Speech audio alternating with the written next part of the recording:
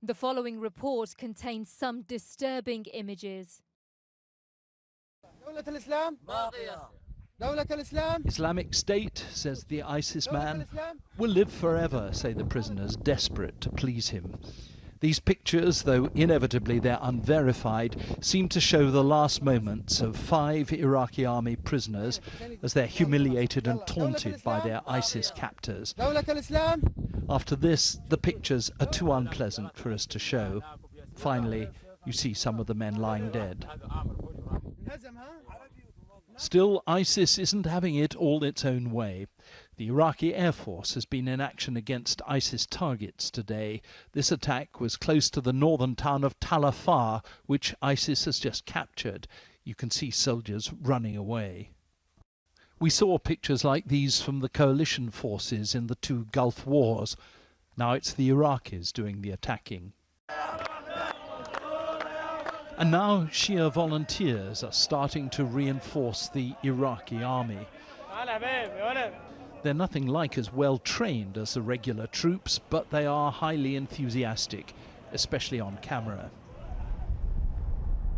These men were leaving Sadr City for the fighting.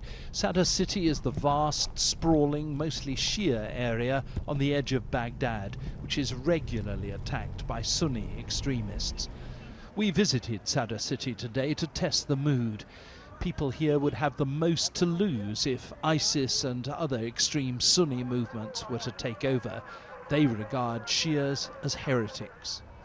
It's tricky for Westerners to be here, not so much for the old reason, which was the danger of kidnapping, as for the danger of bombs. They happen almost every day here. There was one last night.